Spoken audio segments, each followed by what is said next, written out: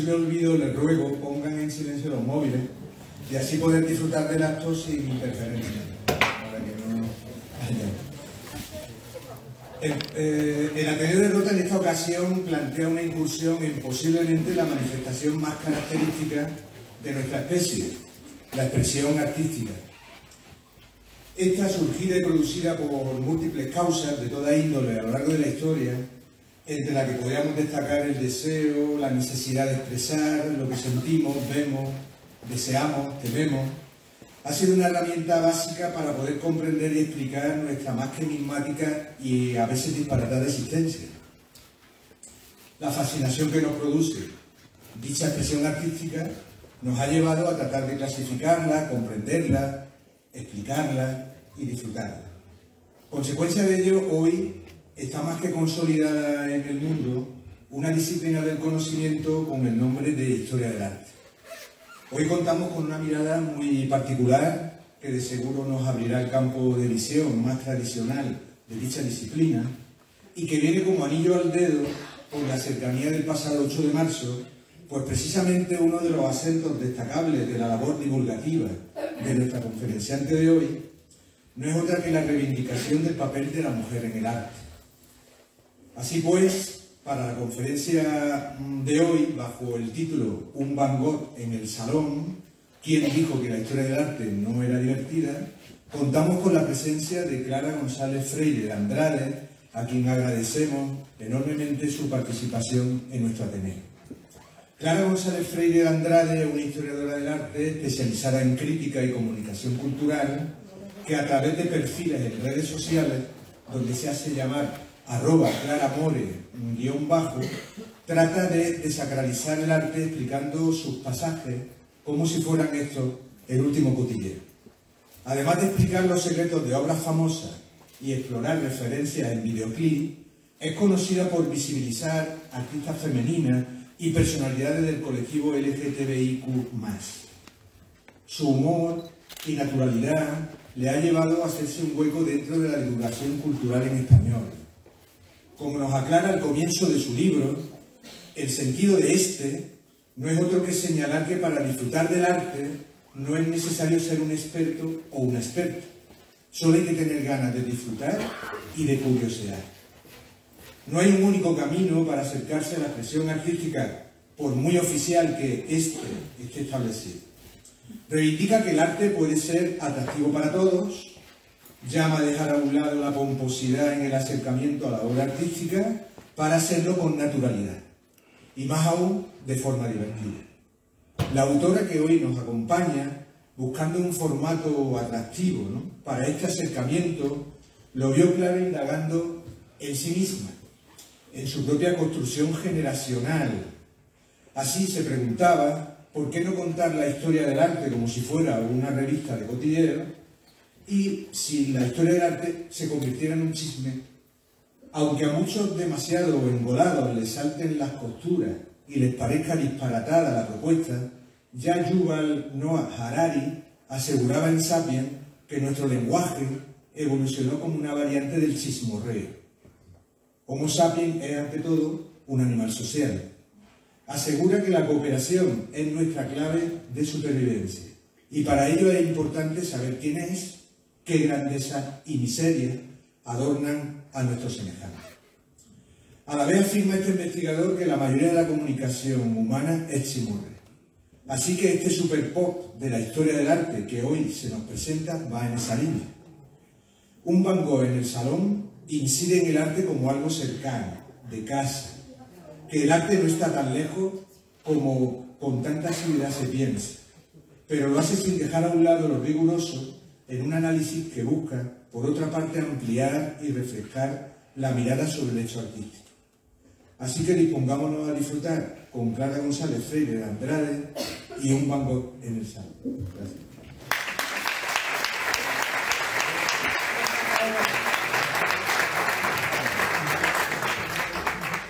Bueno, muy buenas tardes, muchísimas gracias por estar aquí.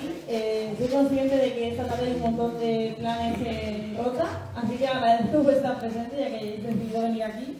Y también agradecer la presentación que ha sido súper completa. Ahora no sé muy bien ni cómo empezar la charla, porque yo empezaba la charla presentándome, pero me has presentado mejor de lo que yo estoy presentando a mí misma. Así que genial. Bueno, lo voy a intentar igualmente. En muy resumidas cuentas, ¿quién soy? Pues en lo pomposo, como decía, soy historiadora del arte, de formación, con un máster en crítica y comunicación cultural, que esto suena súper bien, ¿no? Suena como, wow, crítica de arte. Pero en realidad es un sector muy complicado y yo cuando acabé la carrera no sabía muy bien a qué dedicarme, la verdad. Entonces, de repente descubrí el mundo de la divulgación cultural. Que la divulgación cultural estaba empezando en ese momento, no había casi nadie que estuviese haciendo eso.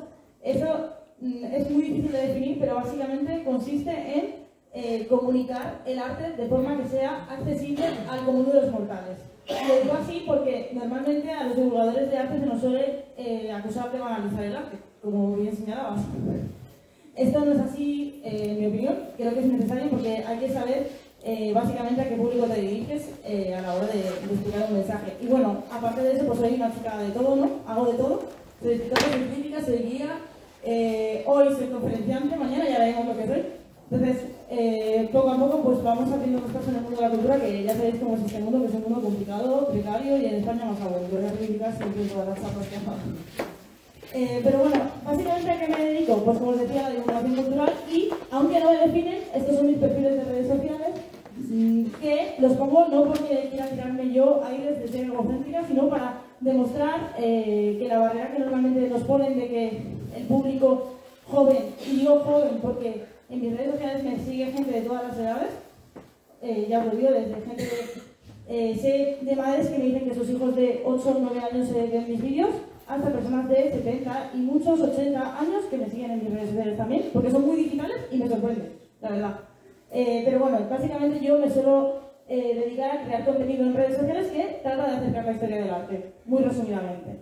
Entonces, ¿cómo empecé yo en redes sociales? Pues básicamente yo empecé en una red social que se llama Twitter, que a día de hoy no existe, se llama X, y yo empecé porque, como os digo, cuando acabé la carrera tuve una crisis existencial gigante, que esto le pasa a mucha gente. Yo no sabía qué dedicarme, había estudiado historia del arte, pero no me veía ni siendo docente, ni siendo investigadora, no quería hacerme un doctorado en ese momento, y de repente descubro que existe la comunicación cultural. Y me creo un perfil de Twitter en el cual empiezo a crear contenido, pero sin ningún tipo de capricho, como algo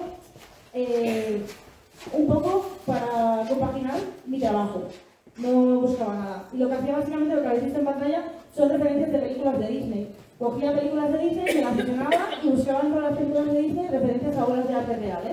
Y con eso compartía el contenido para acercar al público más joven, sobre todo, a que, obviamente, el arte está presente en todas las facetas de la vida, que es lo que yo digo siempre, que realmente prácticamente cualquier soporte puede servir para explicar la historia del arte. Y he visto cosas que a muchas personas aquí seguramente os llamaría la atención o os haría tiraros de los pelos, porque incluso a mí a veces me llama la atención. Hay compañías mías que usan no sé si sabéis la Isla de las Tentaciones, este programa súper como anticultura, ¿no? Pues lo usan para divulgar cultura, para hablar de arte. O sea, prácticamente cualquier soporte se puede usar para hablar de arte. Es así. Entonces, os quiero hablar de mi publicación más viral, la primera que se me hizo viral, así para empezar la conferencia y entender cómo llegué a escribir un libro, porque obviamente no es fácil escribir un libro en España, y menos con una editorial como Planeta. Yo empecé en 2018, que es cuando yo me gradué y me fui al máster. Y puse un tweet justo en la Filomena, que esto fue en 2021, cuando cayó la tremenda nevada en Madrid, que no podía salir nadie de la calle. Yo, como muchas personas, cuando acabé la carrera tuve que mudarme a Madrid, porque la gente que nos dedicamos a la cultura, Madrid, por desgracia, centraliza absolutamente todos los puestos de trabajo en muchos sectores, y el cultural no es una excepción. Entonces yo me mudé a Madrid y pasé la Filomena, y me enviaron esta foto por WhatsApp, y de repente pues me hizo gracia, lo publiqué, no buscaba nada, y de repente mi tweet se hizo muy viral, y acabó en la Resistencia, entre otras muchas cuentas. Entonces quiero decir, muchas veces la clave está en estar ahí, en crear un contenido accesible y que haga gracia a la gente. Realmente este tweet pues no es como mi mejor contenido para acercar el arte, es un chiste, literalmente no tiene como ningún tipo de profundidad, pero ya veis, muchas veces las cosas más tontas y más espontáneas son las que mejor funcionan en redes. Pero claro, yo he venido aquí a hablar del libro, que siempre era el chiste. Va a cumplir un año y yo sigo haciendo el chiste en todas las conferencias que hago. Entonces, yo quiero explicaros un poco cómo ha sido el proceso de escribir un libro, cómo he llegado a escribir un libro. ¿No se escuchan? No, al revés. ¿Cómo? No lo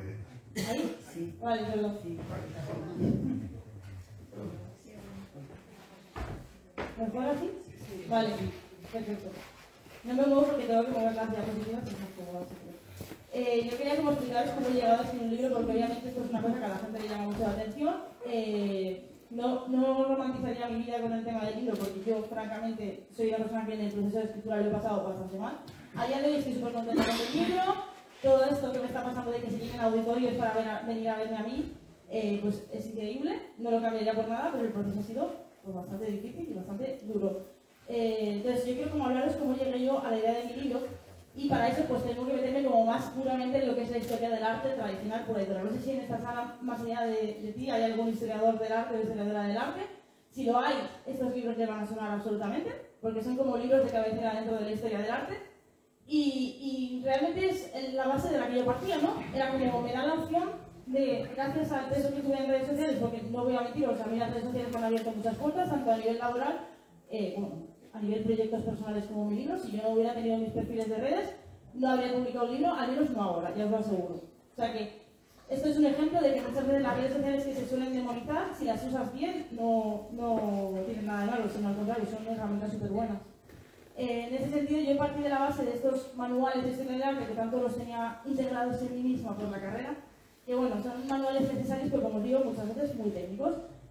Os he puesto 3 ejemplos. El primero es las vidas de Giorgio Vasari, que Giorgio Vasari básicamente fue un señor que vivió en el Renacimiento con los artistas del Renacimiento y que literalmente fue como algo así como la salsa rosa, o sea, como los dramas de Telecinco de cotilleros, pero de los artistas del Renacimiento. Él escribió un libro explicando pues un poco la vida de todos esos artistas con las cosas que hacían, Miguel Ángel, y de eso premiando a cada artista que a él le caía mejor o peor. Es decir, es una fuente un poco como para cogerla con pinzas, ¿no? Porque no es muy objetiva.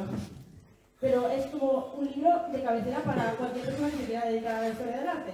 Luego, el de Nacidos bajo los signos de Saturno, explora la idea, por si a alguien le interesa, es un libro muy interesante, pero un poco técnico, y explora la idea de esa idea romántica que siempre se ha tenido de que los artistas tienen que ser personas melancólicas, personas con problemas de salud mental, como que tienen que tener un alma triste y oscura, que es lo que hace que creen buen arte. Pero ya os digo, aunque sea una premisa muy interesante, el desarrollo es bastante técnico. Y el último es que deciros, La leyenda dorada literalmente es un libro medieval que habla de santos, de los mártires cristianos, y te explica cuáles son sus martirios y cómo reconocemos en las obras de arte. Lo cual es súper interesante para ir a un museo y tirarte un dato gracioso con la persona que vas al lado y quedar súper bien y súper culto, pero no sirve para mucho más así entre nosotros. Entonces, claro, todos los caminos obviamente llevan a Gombrich. Gombrich es como el libro de cabecera de la historia del arte, ¿no? Tú entras en la carrera de historia del arte y lo primero que te dicen es cómprate Gombrich y duerme con él debajo de la almohada porque va a ser tu compañero de vida desde este momento. Te casas con Gombrich. Pero claro, ¿qué pasa con Gombrich? Que es un libro que, aunque en su momento fue muy rupturista, es el primer libro narrado como tal de historia del arte. O sea, la primera persona que dijo, voy a escribir un libro de historia del arte activamente que recorra toda la historia del arte que ha existido hasta este momento y que además sea una lectura correcta. Fue el primero, pero la realidad es que luego al estudiarse Gombrich, con el tema de la mujer, Gombrich mencionaba en la primera edición a 0 unidades de mujeres en toda la historia del arte. 0. ¿Cero? 0. Pues eso. Entonces, hay como muchos vacíos en Gombrich que a mí me parecía que, aunque un libro es necesario y que tenemos que seguir estudiando la carrera, obviamente, pues hay más cosas más allá de eso. Claro, ¿qué pasa? Pues estoy poniendo aquí como que yo he inventado aquí algo increíble, soy la primera que ha hecho divulgación. No, hay un montón de libros de historia del arte divulgativos, cercanos, accesibles.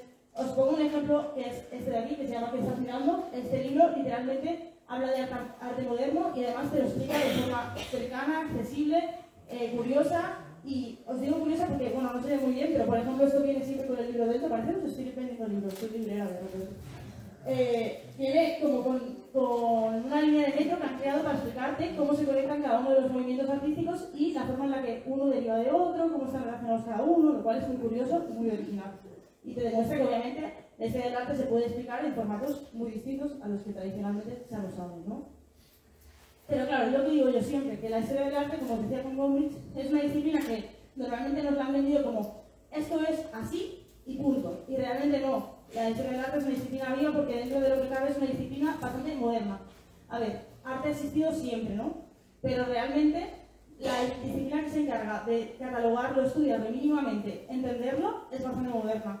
De hecho, a partir del siglo XIX es cuando se empieza a hacer una historia del arte diciendo vamos a hacer una disciplina que estudie y catalogue el arte. Y casi toda está construida en el siglo XX. Entonces, es una disciplina que está llena de suposiciones, de vacíos, de cosas que no son correctas y que hay que estar revisando constantemente. Entonces, en ese sentido, una de las grandes ausencias es la de las mujeres artistas, que como decía, yo me dedico mucho a la búsqueda de mujeres artistas porque me parece importante, porque ya os digo que yo me gradué en 2018 y antes del siglo XX yo había estudiado en la carrera de Historia del Arte, que es una carrera especializada en artes visuales, a 3 artistas, mujeres, en toda la carrera. Ni siquiera cuando me gradué yo me planteaba, ni siquiera yo me planteaba dónde están las artistas. Nunca me lo pensé, o sea, yo estaba en clase estudiando y no pensaba, oye, qué raro, no me han hablado de ninguna mujer en todos los 4 años que yo estoy de la carrera. Pero realmente sí que es verdad que en este sentido hemos avanzado un montón y se sigue avanzando un montón. Prueba de ello es que hay un montón de libros publicados que se dedican activamente al estudio de las mujeres, a crear libros que son como bíblias de las mujeres artistas, exposiciones, hay un montón de exposiciones que se están haciendo ahora para recuperar esas figuras. Pero os quiero recuperar este libro, este último que menciono antes de meterme ya en el meollo de mi libro, que se llama Mujer Articulera y que incluye uno de los artículos más importantes que ha habido en tema de crítica de género, de perspectiva de género en la historia del arte, que es el artículo de Linda Lovin que se llama ¿Por qué no ha habido grandes mujeres artistas? Es un artículo que se publicó en el 71, ya ha llovido desde entonces, y aún así lo que dice en ese artículo sigue siendo terriblemente actual. Después de todo el tiempo que ha pasado. Lo que dice Linda básicamente es que no sirve de absolutamente nada que hagamos justo lo que estamos haciendo ahora, que es ponernos a buscar en la historia nombres artistas femeninos para decir, ay no, sí que han existido grandes artistas, porque fijaos, Frida Kahlo, fijaos, Camille Claudel, fijaos, todos los nombres femeninos que no hemos estudiado en la carrera, pero que realmente siempre han estado ahí. No sirve de nada, lo que tenemos que hacer realmente es entender por qué sistemáticamente las mujeres no han tenido acceso a esa esfera artística. ¿Por qué no ha habido grandes mujeres artistas? ¿Por qué la historia las ha omitido? Porque realmente, por mucho que busquemos nombres, la realidad es que históricamente no estaban ahí. No las dejaron estar ahí.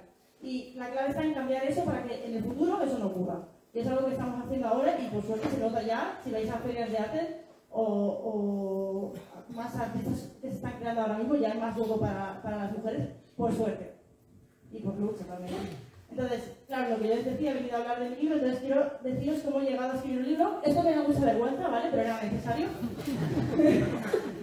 Soy yo con 16 años, ¿vale? Porque el libro empezó, o sea, la idea del libro, realmente yo he tenido muy poco tiempo para escribir el libro, pero la idea del libro lleva conmigo desde hace un montón de años.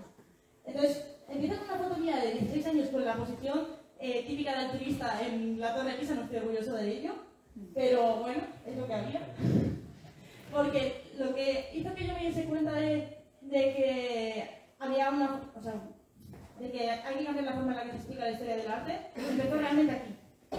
Esto es un viaje que hice yo con el instituto en 2011 y me llevaron tal, y en ese viaje yo no fui capaz de conectar con absolutamente nada de lo que vi prácticamente. O sea, me llamó la atención 4 obras de arte que vi, porque era como un tour por toda Italia, o sea, bueno, un viaje de ensueño, rollo Pisa, Roma, Florencia, todos los pueblos de la Toscana. Pues yo solamente recuerdo emocionarme viendo el David de Miguel Ángel, que lo vi en la academia y me impresionó. Pero, por ejemplo, tengo anécdotas como el día en el que pasé por delante del Laoconte y dije, una escultura más, paso de largo, me da igual. O el día que entré en la Capilla Sistina con la cámara de reflex colgada y me dijeron, oye niña, fuera de la Capilla Sistina que estás haciendo fotos. Y yo, en vez de enfadarme porque no vi San Pedro del Vaticano, pues me hizo mucha gracia, porque bueno, eso que me hablaba de una iglesia. O por ejemplo, cuando fuimos al Panteón, nos dieron a elegir entre entrar o tiempo libre. Y yo dije, no, yo tiempo libre, porque en Italia no hay Fanta de limón, yo necesito encontrar Fanta de limón, porque a mí solo me interesaba beberme mi ginebra con limón, que es lo que yo hacía en ese momento con 15 y 16 años. Pero bueno, ¿qué pasó? Que al año siguiente yo descubrí la magia de la historia del arte a través de una magnífica profesora de historia del arte, que es lo que nos pasa a la mayoría de las personas que estudiamos historia del arte. Me hizo ver la historia del arte con unos ojos totalmente distintos, porque nos hablaba de la historia del arte pues como el tono que usaba en ese momento el público de 17 años. Entonces yo me enganché muchísimo a la historia del arte a través de ella y yo me di cuenta de que realmente lo que me pasaba a mí no es que no me gustase el arte, sino que no me lo habían explicado como yo quería, o sea, como yo necesitaba que me lo explicase. O sea, la visión que tenía era muy fría, y mira que yo siempre fui una niña muy cultural, que yo leía un montón, yo siempre he sido muy afín a la música, estudiaba en el conservatorio, me consumía mucha cultura, pero las artes visuales, no. ¿Qué pasa? Que yo luego ya llego a la carrera, que la carrera entré por casualidad, porque yo no me atreví a entrar a historia del arte, no voy a hacerme la valiente, yo quería estudiar periodismo, que no entré. Menos mal, también lo explico. Yo quería estudiar periodismo y entré en historia del arte de segunda, porque yo no me atrevía a ponerla de primera, porque a mí me habían vendido la historia del arte como la cola del paro directamente, que en parte es real, ¿no? Pero a mí me dijeron, no, historia del arte, el paro directamente, y yo, periodismo, que tiene muchísimas más salidas. Sin lógica ninguna.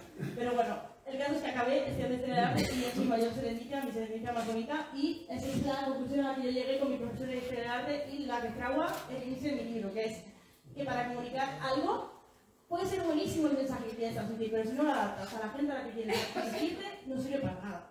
O sea, la historia del arte es preciosa y es divertida y es divertida y es, bueno, te hace sentir pasión si te la explican bien, como tú necesitas que te la expliquen. Entonces, ahí es cuando yo llego a la conclusión de que ¿cómo puedo explicar la historia del arte de forma original? Yo decido mezclar sacrilegios Gombrich con una revista de cotilleos. Claro, en mi caso yo elijo la Superpop, que yo sé que por entrevistas la gente en entrevistas me ha enfadado mucho conmigo, porque yo siempre digo, la Superpop marcó mi generación, y me dicen, niña, la Superpop marcó tu generación y 3 generaciones anteriores, porque la Superpop es muy antigua, ¿no? No sé cuánto tiempo tiene la revista, pero mucho. No sé, yo leía la Superpop cuando se ve que ya estaba muriendo, pero yo crecí con la Superpop, entonces para mí es como mi revista de la adolescencia. Entonces me parecía como muy guay coger un soporte tan de la baja cultura del entretenimiento, porque a mí el término baja cultura y alta cultura lo desecho, no tiene ningún sentido para mí. Entonces me gustaba como mezclar la alta cultura, que son las artes visuales de los museos, de los señores que van a ver cuadros negros y buen copas de balón así para sentirse interesantes delante, ¿no? Lo que es el elitismo que tienen normalmente las artes visuales, con un formato que la gente normalmente rechaza, como es el de las revistas del corazón, que literalmente no te aportan una información que te vaya a cambiar la vida, pero es interesante y te engancha. Entonces a mí me parecía que tenía sentido, y así es como nace mi libro, que es un mago bien y que ya os explicaré por qué se llama así, porque a la gente le llama mucho la atención por qué se llama así, pero llegamos a ese momento. Entonces, ¿qué hice? Intentar mezclar las cosas que más yo quise mezclar, pues, sobre todo yo empecé con el tema del humor, porque esto es una cosa que muchas veces me preguntan, ¿por qué haces chistes? ¿Cómo haces para pensar los chistes que haces? Soy así, para bien o para mal. Entonces, yo intenté como hacer el libro con mi tono, porque mi idea era que tú leyeses el libro y que sintieses que te lo estaba contando un amigo. O sea, yo quería eso, que la gente leyese y sintiese que se lo estaba contando yo con un café delante, tranquilamente, como quien te cuenta lo último que te pasó o lo que hiciste el fin de semana, ¿no? Pero luego, conforme fui avanzando en el tema de la crítica, o sea, del libro, decidí que era importante hablar también de temas críticos y hacer que la gente no piense como yo, pero sí que piense. Me parece como importante replantearse ciertos aspectos dentro de la historia del arte que se han dado por sentado, como decía, y que a lo mejor no tienen por qué ser así. Sobre todo planteo mucho la idea de, bueno, todo el tema de la cancelación, que llegaremos ahí, el tema de cancelar a los artistas, separar a obra del artista, o, bueno, otros temas que también trato mucho es el tema de, ¿te gusta una obra porque te gusta realmente o te gusta una obra porque te han dicho que te tiene que gustar? En este sentido, cito al Barroquista, que el Barroquista es uno de los divulgadores más importantes de España, y en su libro, el subtítulo, igual que el mío, es... no me acuerdo del subtítulo del libro. ¿Quién ha dicho? ¿Quién dijo que la historia del arte no era divertida? El suyo es, no pasa nada si no te gustan las meninas. Me parece como súper bien elegido ese título, porque a la gente le llama mucho la atención, que a la gente, o sea, que haya personas a las que no les guste las meninas o les guste la Mona Lisa. Me parece que es como que te tiene que gustar, porque es una obra maestra y realmente no. En el arte entra el factor gusto, y el factor gusto es absolutamente personal. Entonces, para mí, eso era básicamente lo que quería coger en el libro, y ahora os voy a explicar por qué es un libro tan especial, porque es un libro raro. Dentro de los libros de divulgación es un poco raro. ¿Por qué? Principalmente porque es un formato totalmente diferente. Si cogéis el libro vais a ver que es un libro de colores. Un libro de colores porque obviamente es una revista, tenía que ser de colores. De hecho, yo la primera vez que abrí el libro, lo primero que dije es huele a revista, que es ya cumplido mi meta. Huele a revista y ya está. Ya lo estoy viendo, me da igual. No, pero intenté como coger formatos que fuesen de revista y adaptarlos para la divulgación. Un ejemplo, por ejemplo, tiene un horóscopo. Literalmente tiene un horóscopo. No es que yo sea Esperanza Gracia y el horóscopo sea súper fiable, pero lo que hizo fue coger artistas de X signo y hacer un falso horóscopo para que luego abajo con una nota biográfica puedas entender la vida de ese artista y por qué te he dicho cada cosa. No es que yo te vaya a predecir el futuro, por favor, no lo toméis como cierto, que luego no quiero denuncias. Pero mira, ese es un ejemplo. O también tiene test, obviamente como tenía la Superpop y la Brava y todas estas revistas, en este caso tiene test para diferenciar entre Manetto y Monet, que realmente, en función de lo que contestes, eres un artista u otro, pero realmente te está enseñando a diferenciar las dos obras de los artistas, o sea, las obras de ambos artistas, y así la próxima vez pues no piensas que es una sola persona, que es una cosa que le pasa a mucha gente, que no saben distinguir entre uno y el otro, porque tienen apellidos parecidos y los dos estaban dentro del impresionismo, aunque uno de ellos lo rechazaba. Tengo una sección que solamente habla de desnudos, por ejemplo, porque bueno, dentro de la historia del arte el desnudo es uno de los temas más recurrentes, pero no era tan fácil como decir, voy a pintar a una persona desnuda. Siempre tenías como que buscar la excusita para poder hacer el desnudo. Entonces cuento como historias curiosas en torno al desnudo, pero también estos son diseños del libro, o sea, literalmente son páginas sacadas del libro, para que veáis que a nivel diseño fue una locura. Tiene como 12 secciones, cada una distinta. Bueno, el libro estaba lleno de memes. En mi primer momento yo quería que el libro tuviese memes, que son como las fotos de humor de internet, por si alguien no es muy digital. Yo soy muy digital, lo siento. Y tenía un montón de memes, pero no pude tener memes porque, sorpresa, tienen derechos de autor. Y de rastrear una imagen viral para encontrar al autor y decirle, oye, ¿me dejas usar tu imagen en mi libro? Es muy complicado. Entonces, el único meme que se mantuvo fue este de aquí, que literalmente yo tuve que buscar a los dos señores que están sujetando la paella y decirles, hola, porfa, ¿me dejas usar tu imagen para mi libro? Y ellos me dijeron, ¿eres valenciana? Pues entonces sí, así somos. Sí. Pero bueno, yo me parece necesario que estuviese porque es el único que se integraba dentro de la narrativa, porque lo que hacía era explicar el pasaje, no sé si se lee bien, pero lo que hacía es explicar el momento en el que entre Bernini y Borromini, son dos artistas del barroco. Bernini lo conoceréis seguramente porque es como archiconocido, él hacía todo bien, hacía escultura, incluso hizo alguna pintura y también hacía arquitectura, y Borromini, que era el arquitecto del barroco por excelencia, lo siento muchísimo por Bernini, era mucho mejor él, que pues tenían encontronazos porque eran almas totalmente contrarias. Y llegó un punto en el cual Bernini tuvo que hacer la reforma de San Pedro del Vaticano con los planos de Maderno y decidió saltarse los planos por el forro y decir, pues voy a hacer los campanares más grandes de lo que realmente son. Pues ¿qué pasó? Pues pasó lo de la paella, básicamente. Entonces me parece una buena analogía para explicar ese pasaje, y yo decía, pues si no me hacemos el meme de la paella, ¿cómo voy a hacerlo? Porque ya estaba como acabado el libro realmente, entonces era como complicado, pero tuve suerte. Entonces, ¿qué más?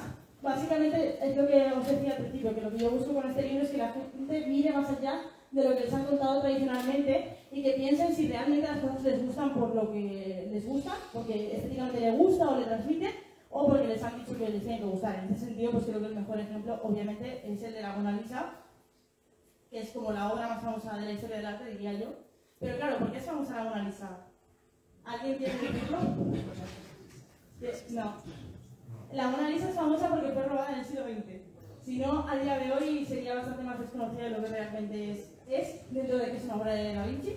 Pero el icono mundial que es la Mona Lisa, a día de hoy que todo el mundo sabe qué cuadro es, que hay merchandising de todo tipo, o sea, hay ropa con el estampado de la Mona Lisa, hay cuadros, hay paraguas, hay de todo. Eso es gracias a que lo robaron en el siglo XX y estuvo desaparecido 2 años, 2 años de los cuales estuvo constantemente apareciendo en todos los diarios del mundo, y gente que jamás había visto este cuadro estuvo en su casa preguntándose, oye, ¿dónde demonios está la Mona Lisa?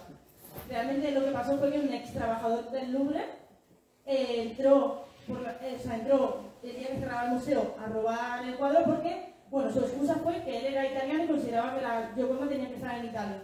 Porque, bueno, realmente para una cosa que adquirieron los franceses de forma legal, para una cosa que adquirieron, se adquirió de forma legal, pero él decía que tenía que estar en Italia, y finalmente después de 2 años intentó venderla a un anticuario italiano, y entonces por eso se descubrió, que ya ves, que tenía que estar en Italia, pero que le pagasen.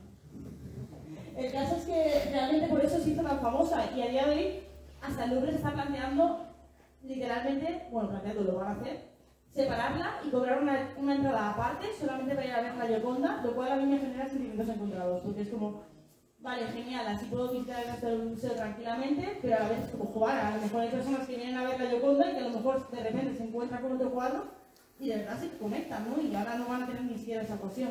Aunque yo siempre digo que a mí me da mucha rabia la posición en la que está ahora, en la cual está enfrente del cuadro más grande que tiene el museo, que son las bodas de Gala de Veronés, un cuadro impresionante que es casi una pared entera de grande, y la gente ni lo mira.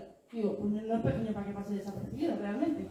Pero bueno, esa es mi idea, ¿no? Que todo lo que yo digo en el libro, que yo hablo como estoy hablando ahora mismo, no es como para que la gente piense igual que yo, sino para que la gente eso se cuestione, piense, se plantee cosas. No hace falta que penséis igual que yo, sino que aburrimiento, ¿no? Luego también es lo que os decía, me gusta como reflexionar en torno a cosas que se han dado por sentado y que realmente no sabemos si son así o no. Entonces os pongo el ejemplo de la Venus de Willendorf porque me parece como uno de los mejores ejemplos que os puedo poner, principalmente porque la prehistoria sabéis que es un periodo hiper antiguo, el más antiguo de todos, no sabemos prácticamente nada de eso. Todo está basado en suposiciones, básicamente, pero sin embargo es un periodo en el cual cuando se estudia en clase se estudia como algo muy cerrado y muy sentado. La Venus de Willendorf, un esbozo de la fertilidad, una deidad para la fertilidad. ¿Por qué? O sea, realmente no hay como nada que nos indique exactamente que esto es así. Es la explicación que se ha dado, para empezar, que se llamen Venus ya es un poco anacrónico porque las Venus son bastante posteriores, pero bueno. El caso es que hay otras teorías que, al igual que esta, puede ser veraz, tienen la misma fiabilidad que esta, pero no se estudian en las aulas. Y en el libro, que este es el primer capítulo del libro, empieza con la prehistoria, hablo literalmente de una teoría que dice que estas teorías podrían haber sido las primeras autorrepresentaciones femeninas de la historia. Son dos investigadores que lo que han hecho es coger a la Venus de Willendorf y hacerle fotografías en primera persona, como si estuviera mirando el cuerpo de arriba hacia abajo. Entonces, y luego cogen a una persona caucásica embarazada, una mujer caucásica embarazada, y comparan las dos fotografías y os juro, o sea, podéis buscarlo, son muy, muy parecidas. O sea, se parecen muchísimo. Explicaría pues todo el tema del pecho, sobre todo la falta, no tanto el pecho ni la forma más voluminosa, la falta de brazos, la falta de piernas, porque no las ves cuando estás en primera persona y estás embarazada. Entonces, pues tiene bastante sentido y este tipo de teorías, sin embargo, no se estudia. Cuando realmente, os lo digo, tiene el mismo fundamento que el de las deidades. Entonces, en ese sentido, yo traigo muchas ideas así que no se estudian normalmente en los libros tradicionales de historia del arte, pero que están ahí, que son investigaciones recientes. Obviamente, como es una superpop, pues tengo que poner la cultura popular y el arte al mismo nivel, ¿no? Os he puesto el ejemplo de Camille Claudel, porque yo en el libro, que esto es un poco sacrilegio, la comparo con Taylor Swift. ¿Sabéis quién es Taylor Swift, no? Porque supongo que sí, porque es la persona más famosa del planeta. Pero la comparo con Taylor Swift porque esta escultora tiene una vida bastante difícil. No sé si la conocéis, pero es una artista que literalmente ha pasado la historia como la mujer de, en este caso, la amante de Rodin. Rodin, el pensador. Y el de las puertas del infierno. Y es un escultor súper famoso. Básicamente ella entró a formar parte de su taller cuando ella tenía 16 años y ella tenía 43 o así, no me acuerdo exactamente las edades, pero el caso es que acabaron siendo amantes con esa tremendísima diferencia de edad. Y además ella empezó a trabajar para él las obras, pero él no le daba atribución de las cosas que hacía. Y de hecho hay un periodo artístico, o sea, un periodo de tiempo en el cual sus obras son tan parecidas estilísticamente que es difícil saber cuáles son de ella y cuáles son de él. El caso es que, pese a eso, ella tuvo la entereza de dejar a Rodin atrás, porque él le prometió unas 1000 veces que iba a dejar a su mujer, incluso firmaron un contrato diciendo, voy a dejar a mi mujer, te voy a llevar a París. No pasó nunca. Entonces ella lo dejó y, de hecho, pues, prefirió pasar penurias económicas y no tener ni para comer, con tal de no poner a su lado, porque siempre la comparaba mucho con él y siempre era la alumna de él y no quería. Y de hecho entró en una crisis psicótica y rompió gran parte de sus obras y la familia usó como excusa esto para encerrarla en un psiquiátrico en el cual murió, estuvo 30 años encerrada, sola, sin poder hablar con casi nadie y sin poder esculpir, sin poder hacer nada. Es una vida muy triste y muy dolorosa, pero la comparo con Taylor Swift porque siento que por mucho menos Taylor Swift básicamente todo lo basa en sus relaciones, en las canciones todo lo basa en sus relaciones. Entonces me parece que es el ejemplo contrario, ¿no? Cómo ella ha conseguido ser una figura que engloba hasta el punto de que las personas que salen con Taylor Swift son los novios de Taylor Swift, ¿sabes? En plan. Entonces me parecía como guay hacer esa analogía. Pero bueno, la mejor de todas es el cortesano de Vanessa de Castiglione. Este es un libro que surge en el Renacimiento y que es la previa a la etiqueta. Te explica un poco cómo tienes que comportarte para ser un buen caballero o para ser una buena dama. En este caso lo pongo de ejemplo porque me sirve para enlazar con el tema de ser una buena dama. Porque yo siento que la historia es cíclica, la historia se repite mucho. Y aunque hayan pasado muchísimos años desde el Renacimiento, muchísimos siglos, hay cosas que son muy parecidas. Entonces os he puesto como citas el cortesano de Castiglione, que literalmente se parecen sospechosamente a una canción de La Oreja de Van Gogh, que se llama Pop. Y yo lo pongo en mi libro, no voy a cantar porque hace muchos días que está lloviendo, hoy no he llovido, ¿vale? No vamos a hacer que llueva hoy, no nos interesa. Pero básicamente dice, tienes talento, cultura, manos bonitas y estudias francés, cantas, actúas y pintas, escribes poemas, todo lo haces bien, vale. El cortesano de Baltasar de Castiglione hacia las mujeres, cómo tiene que ser una mujer. Tiene que tener noticias de letras, de música, de pintura y que sepa danzar bien. La delicadeza blanda propia de su naturaleza, más cuidado de la hermosura que los hombres. Básicamente tienes que ser guapa, tienes que ser lista, tienes que saber pintar, tienes que saber música, tienes que saber escribir. Uy, me estoy cansando, Yo no cumpliría nada de esto. Menos mal que no nació en el Renacimiento, pero para que veáis que se conecta una cosa con la otra constantemente. O sea, la historia es que es muy cíclica, de verdad. O sea, y de hecho uno de los motivos por los que es importante estudiar la historia es para no repetirla, literalmente. Entonces, obviamente, como buena revista de salseos, tiene que estar llena de curiosidades, de anécdotas, de chismes y de estudiar cuadros que habéis visto 1000 millones de veces y que a lo mejor no habéis visto los detalles. Os he puesto este cuadro que es el Columpio de Fragonard, que es como el cuadro por excelencia del rococó. Época pomposa, cuadro que cualquier persona vería y diría, uff, qué recargado, qué aburrido, qué frío. Hay gente a la que esta estética le gusta, pero generalmente a las personas de hoy en día esto no les llama mucho la atención. Es como, pues este cuadro es realmente un triángulo amoroso y es lo más erótico que existía en la época. Esto era porno, básicamente, en la época, ¿vale? Pues si os fijáis, no se ve muy bien, pero lo que representa es básicamente a una mujer que se está columpiando, ya enseñando el pie, eso ya te indica cosas. Como se atreve, me voy a poner de pie. Y justamente aquí abajo hay un señor que está mirando debajo de la falda. Ese señor es su amante, no es su pareja. Y además no se ve bien, pero ella lleva una flor aquí que es del mismo color del traje de él, y él lleva una flor del mismo color del traje de ella, como diciendo, estos dos están liados. Ya te dice cosas, pero es que aquí hay un señor en la penumbra que realmente este es el marido. Está Pánfilo, no se entera y la está columpiando. ¿Vale? Pero es que encima, aquí abajo, hay un perrito que está ladrando como diciendo, tío, que no te estás enterando de que te está poniendo los cuernos. Y está todo pensado para que sea así. De hecho, también por aquí, mira, hay un ángel que esta es una obra real, o sea, está basada en una escultura real, que está como diciendo, no digáis nada, que esto está pasando, pero no se quiere que se vean mal. Entonces, todos los cuadros tienen un montón de detalles así que si te los cuentan de esta forma, como yo lo acabo de hacer, mira, os habéis reído, habéis visto. Es divertida. O sea, si te lo explican de esta forma, pues es atractiva y es divertida y es un poco lo que yo trato de hacer en mi libro. Y ya llegamos a por qué se llama Un balcón en el salón. Que realmente yo cuando empecé a escribir el libro ya yo tenía muy claro que yo quería escribir este libro porque yo quería hacer un homenaje a esta chavala de 16 años que en su día fue a Italia y no se enteró de nada de lo que vio ahí. Y que luego se lo explicaron bien y que conectó. Yo dije, yo quiero eso. Yo quiero conseguir que la gente conecte con esto. De hecho, voy a contaros una anécdota que me pasó literalmente ayer. Es que yo ayer fui a la casa del libro, que yo normalmente compro librerías, porque me gusta apoyar el comercio pequeño, pero tenía urgencia de comprar el libro y recurrí a una gran plataforma. Pero yo fui ahí a la casa del libro y de repente yo estoy mirando un libro que está ahí, y estaba mi libro, pero yo no estaba mirando mi libro. Y de repente llega un chaval que tendría como muchísimo 20 años, tendría 18. Yo diría que tenía 18 y que a lo mejor estaba en bachillerato, de 17, 18. Llega y de todos los libros que yo tendría coge mi libro, sin saber que yo estoy al lado. Coge mi libro, hace así, lo abre y dice, esto sí que es un buen libro de historia del arte, que está lleno de imágenes, si no yo no me leo esto. Y yo digo, lo he hecho bien.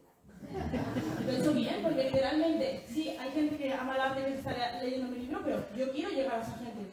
que no se siente atraída por el arte y que de repente entra en una librería, ve mi libro y dice, joder, en verdad tiene buena pinta. Y a lo mejor no se lo compra, pero a lo mejor ya se le ha quedado en el recuerdo y en algún momento se lo compra después.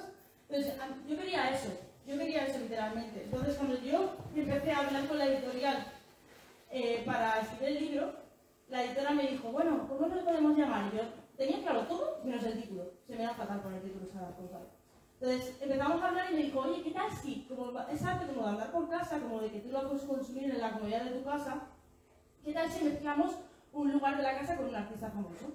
Y digo, bueno, suena bien, pero vamos a hacer que tenga sentido, porque yo no lo voy a hacer así sin ningún sentido. De hecho, el primer título que me ofreció fue La Mona Lisa en tu cocina. Lo odio. Lo odio porque se entiende, porque la Mona Lisa, que es un cuadro que yo personalmente no conozco nada de la Mona Lisa, no sé si se ha notado antes, si no os lo confieso ahora.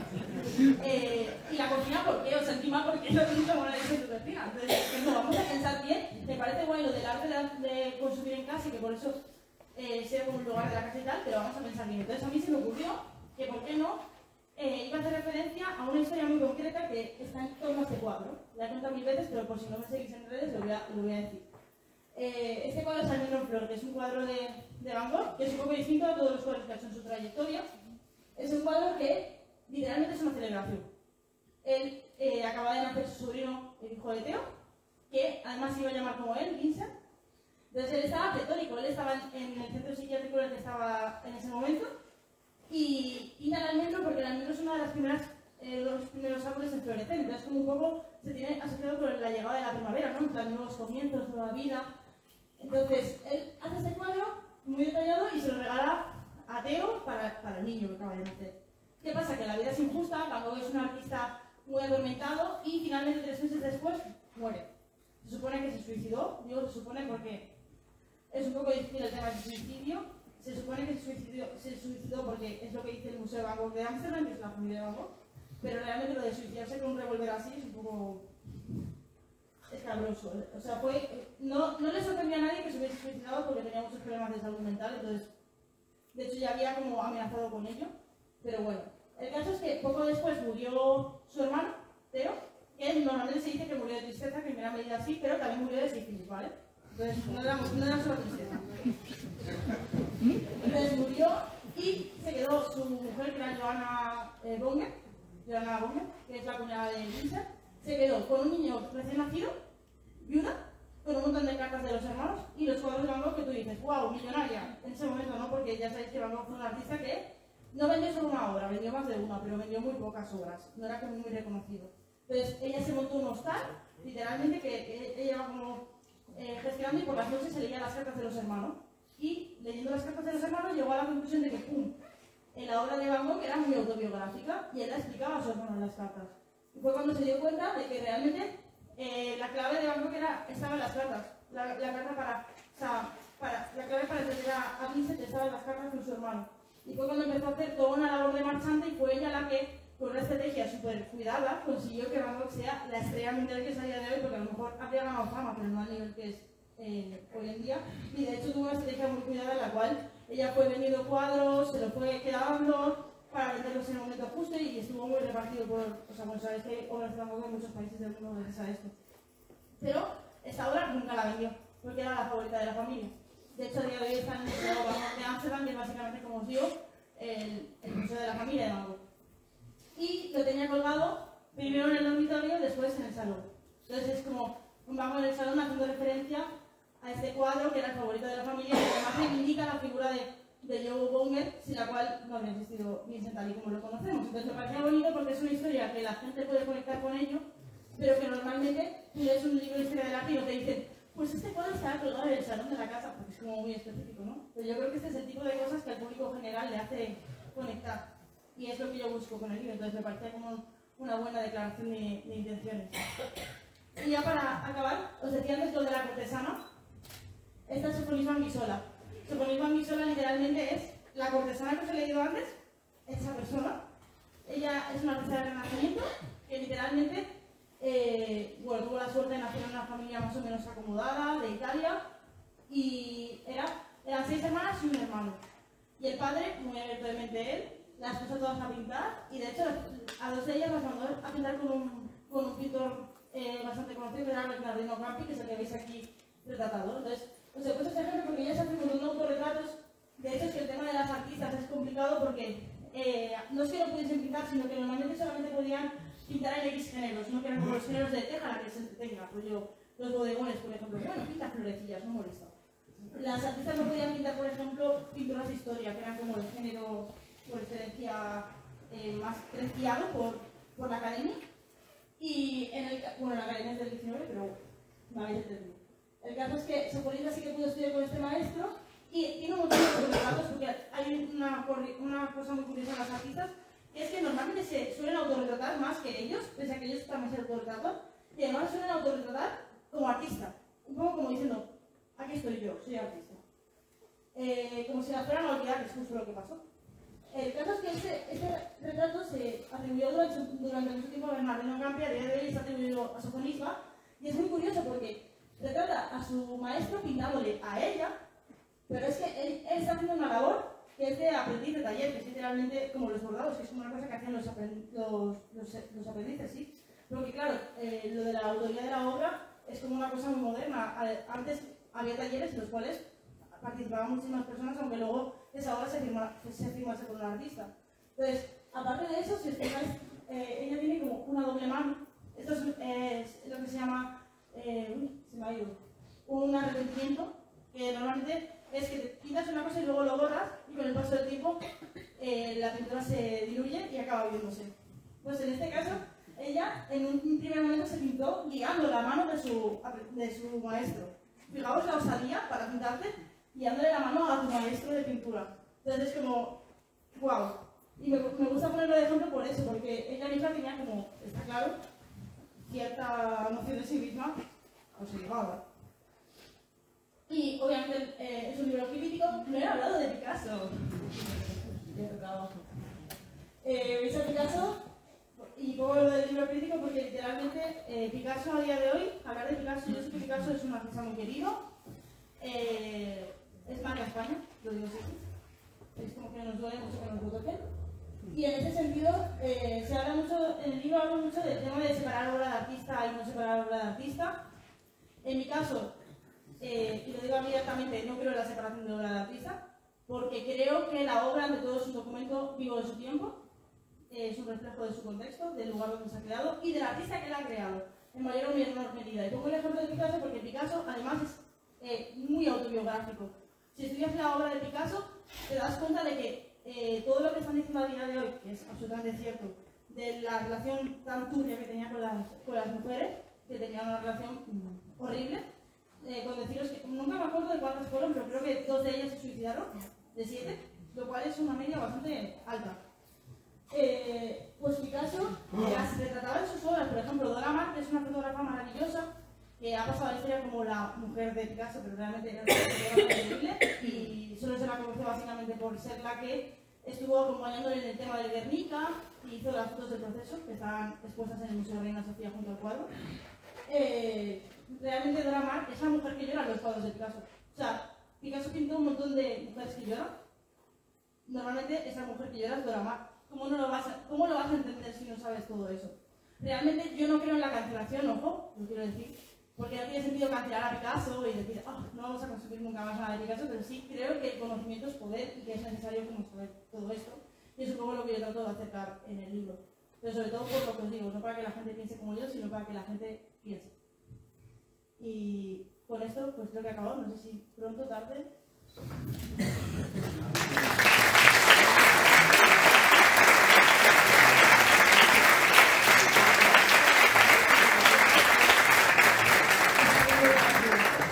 Pero mejor así preguntáis.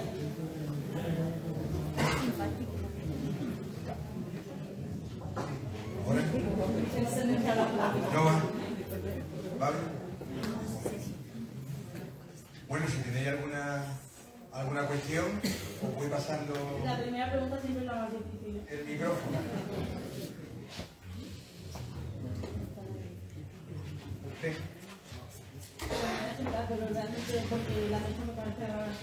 La pregunta es muy sencilla. De toda la vida que lleva estudiando y trabajando y haciendo, moviendo al arte,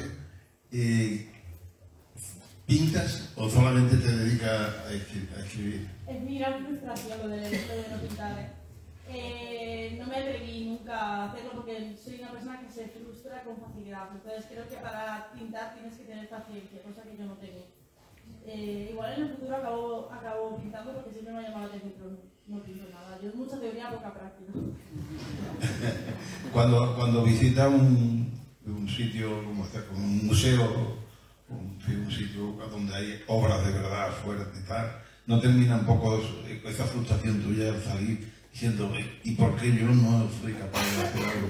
Sí, yo me frustro mucho porque además yo soy muy creativa, entonces hay muchas veces que no soy capaz de plasmar las ideas que tengo en la cabeza por el simple hecho de no saber, ya no dibujar, sino cualquier disciplina artística. A mí me llama mucho la atención el dibujo digital, la ilustración me gusta mucho y por ejemplo en mi libro que es absolutamente diseñado, a mí me habría encantado diseñarlo yo o haber hecho ilustraciones yo, pero quizá no sé. Entonces, gracias. en algún momento lo hago, pero de momento no.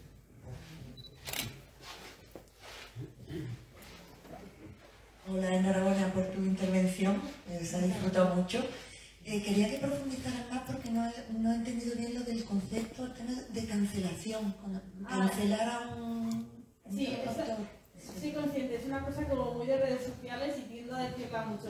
Cancelar es como decirlo, literalmente cancelar, como decir, no quiero saber nada de esta persona. O sea, no consumo nada que tenga que ver con esta persona. Tiene sentido a lo mejor con artistas vivos, por el tema de que financias a una persona que ha hecho cosas cuestionables, pero con artistas muertos para mí no tiene sentido, porque para empezar me hicieron otra época que vale, no lo justifica, pero no acaba de tener sentido para mí. Pero la idea es esa, un poco, decir, esta persona tiene una moralidad cuestionable o ha hecho cosas horribles y por eso yo no voy a consumir ni a aceptar nada que tenga que ver con esta persona. Un poco es el resumen de cancelación. Nada. ¿Hay alguna pregunta más? ¿Puede explicar algo de ese efecto que tiene el arte, sobre todo en Florencia, que la gente se desmaya incluso y se cae? ¿Pierde el sentido? Eso se llama síndrome de Stendhal. Síndrome de Stendhal se llama así por el escritor Stendhal, que literalmente fue el primero que lo documentó y fue en Florencia. Que entrando en una iglesia de Florencia empezó a tener palpitaciones y sudoración por la belleza que le produce. Se supone que es gente que tiene mucha sensibilidad y que se marea o incluso, bueno, normalmente lo que hace es llorar, y yo lloro delante de cuadros, y es una cosa que a la gente le llama la atención, pero yo lloro delante de cuadros igual que lloro escuchando una canción, igual que lloro viendo una película, igual que lloro leyendo un libro. Tampoco es un logro hacerme llorar a mí,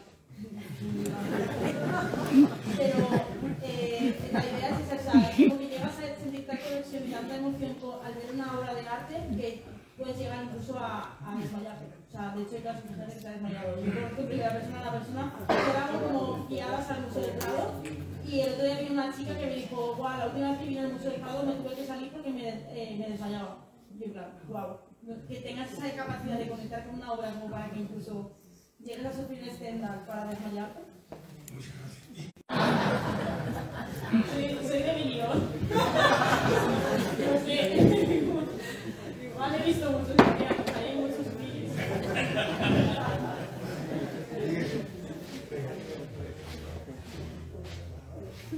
Clara, yo te felicito también por tu conferencia, que ha estado muy bien. Y me gustaría que nos hablara un poco sobre esa profesora que te despertó a ti el interés por la historia del arte, porque como has dicho tú, anteriormente te resultaba totalmente aburrido, ¿no? Entonces, ¿qué claves tenía ella?